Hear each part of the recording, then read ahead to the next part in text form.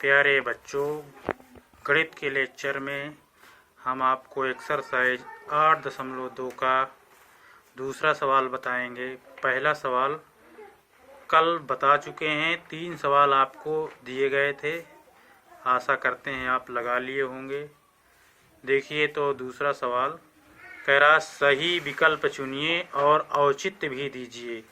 यानी इसमें से जो 4 विकल्प में से एक सही है और केवल उसको सही नहीं करना, औचित्य भी देना, यानी इसको हल करके देखना है कि ये विकल्प कौन सा सही है, कैसे आया। इसको हम हल करके लगाएंगे। दिए गए प्रश्न में क्या हो रहा, औचित्य भी पूछ रहा, तो हल करेंगे। दिया है 2 tan 30 अंश बटे 1 + tan स्क्वायर 30 अंश। इसको हल करके इन 4 में से कौन सा विकल्प सही है लाना है। देखो यहाँ पर हम डायरेक्ट tan 30 का मान रख के भी लगा सकते हैं, भिन्न का कैलकुलेशन करके हमें मिल जाएगा। और एक हम दूसरी तरह से भी लगा सकते हैं। एक आप सूत्र बता रहे हैं, एक नया सूत्र यहाँ पर होता है sin 2a बराबर 2 tan a बटे 1 + tan स्क्वायर है। ये एक सूत्र होता है। तो सवाल अगर हमारा इस रूप में है तो हम इसको इस रूप में बदल सकते हैं। तो ध्यान दीजिए, 2 tan a बटे 1 + tan स्क्वायर, केवल अंतर है एक ही जगह हमारा 30 है।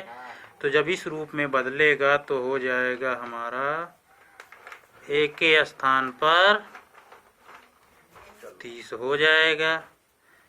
तो फिर गुणा करेंगे तो कितना हो जाएगा, 30 दूनी 60। तो हम देखिए इसमें कौन सा विकल्प मिल रहा हमारा ए। तो लिखा जाए यहाँ विकल्प ए सत्य है। कैसे सत्य है, हमने औचित्य भी दिया, हमने नए सूत्र से लगाया। अगर जो हमने कल आपको टेबल बताया था, टेबल वाले से भी लगाते तो भी आ जाता। तो चाहे जिससे लगाएं, हमारा दोनों सवाल सही है।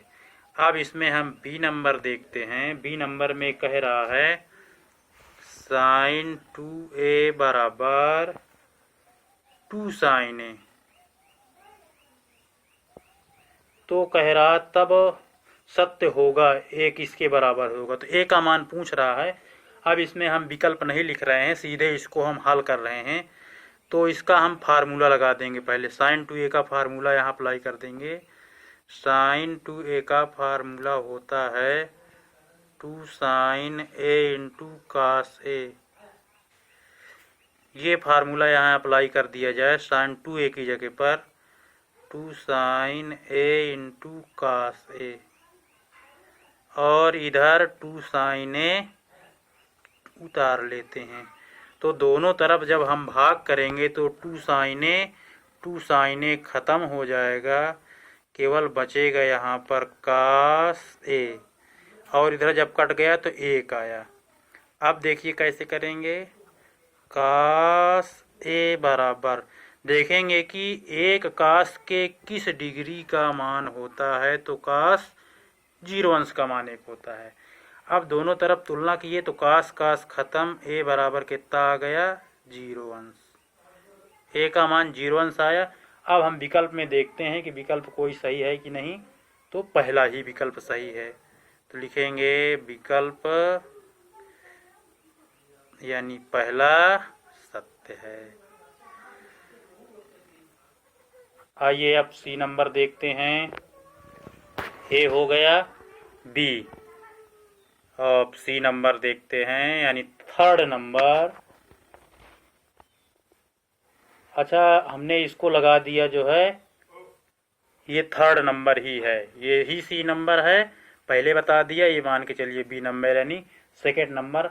इसके बाद बताएंगे 1 - tan स्क्वायर 45 अंश बटे 1 + tan स्क्वायर 45 अंश।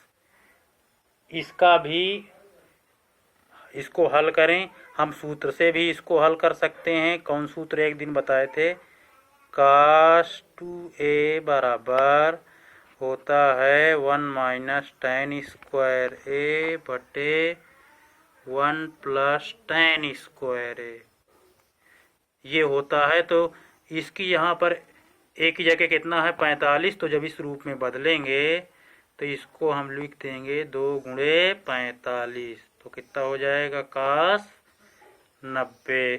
अब देखते हैं cos 90 किसी विकल्प में आ रहा है, तो आ रहा है cos 90 और cos 90 की वैल्यू क्या होती है 0। 90 नहीं आ रहा, 0 आ रहा, cos 90 का मान 0 होता है। तो 0 हमारा कौन सा विकल्प सही है डी। तो लिखा जाए यहाँ विकल्प डी सही है। चौथा, अब इसके बाद 3 पार्ट हो गए, अब चौथा पार्ट यानी डी पार्ट, हम चौथा पार्ट लिखते हैं। कह रहा है 2 tan 30 अंश बटे 1 माइनस tan स्क्वायर 30 अंश। इसको भी हम सूत्र की सहायता से लगा सकते हैं। सूत्र देखो कौन लगेगा, चूंकि सूत्र होता है tan 2a बराबर 2 tan a upon 1 minus tan square a। जब इस रूप में बदलेंगे तो देखें एक ही जगह पर 30 है, तो इसमें बदलेंगे तो ये हो जाएगा tan 2, एक ही जगह पर 30, तो कितना हो जाएगा tan 30 दुनाई 60। अब विकल्प देखेंगे तो कोई विकल्प मिल रहा है यहाँ पर, तो हमारा विकल्प मिल रहा है सी नंबर। तो लिखें यहाँ पर विकल्प सी सत्य है। तो इस तरह से हमारे बहुविकल्पी खत्म हुए। अब नंबर देखेंगे तीसरा सवाल। यहाँ पर कह रहा है कि tan a प्लस b बराबर करड़ी 3 और दिया गया tan a माइनस b बराबर tan a माइनस b बराबर दिया गया है 1 बटे करड़ी 3 और इसमें कंडीशन दिया गया है 0 अंश less than a plus b और फिर लेस देन 90 डिग्री। इसका मतलब ये है, कह तो रहा a और b ज्ञात कीजिए, लेकिन कंडीशन कह रहा है a और b, यदि a और b का मान हमने ज्ञात किया, इसका योगफल 0 और 90 के बीच में रहना चाहिए, यानी 0 अंश से बड़ा 90 अंश से छोटा। a और b का जो भी हम मान ज्ञात करें वो 0 और 90 के बीच में होना चाहिए, दोनों का योगफल। आइए हम हल कर रहे हैं। a और b का मान कैसे हल करेंगे, देखिए पहले इसको हल करते हैं। tan a प्लस b बराबर, यहाँ से देखें कि tan के किस अंश का मान होता है √3, तो tan 60 अंश का मान √3 होता है, तो √3 की जगह हम tan 60 लिख सकते हैं। अब दोनों तरफ तुलना करेंगे तो tan कट जाएगा, बाकी बचेगा a प्लस b बराबर 60। ये एक समीकरण हमारी बन जाएगी। अब इसको हल करते हैं दूसरे वाले पार्ट को। tan a माइनस b बराबर 1 बटे करड़ी 3, इसको भी उसी तरह सॉल्व करें। यहाँ पर देखें कि 1 बटे करड़ी 3 tan के किस अंश का मान है, तो tan 30 अंश का मान है। दोनों तरफ तुलना किया, tan खत्म, a माइनस b बराबर 30 समीकरण। तो आइए दोनों समीकरणों को हल कर लेते हैं। a प्लस b बराबर 60, ये समीकरण 1 है, चाहे एक को ऊपर करें चाहे दो को। अब इनको दोनों को जोड़ लेंगे, जोड़ेंगे तो ये माइनस प्लस 0 हो जाएगा, a मिला के 2a हो जाएगा, 60 30 90। a बराबर 2 से डिवाइड करेंगे तो आ जाएगा 45 अंश, a का मान आ गया। और a का मान हम किसी एक समीकरण में रख देंगे, एक में चाहे दो में, तो b का मान आ जाएगा।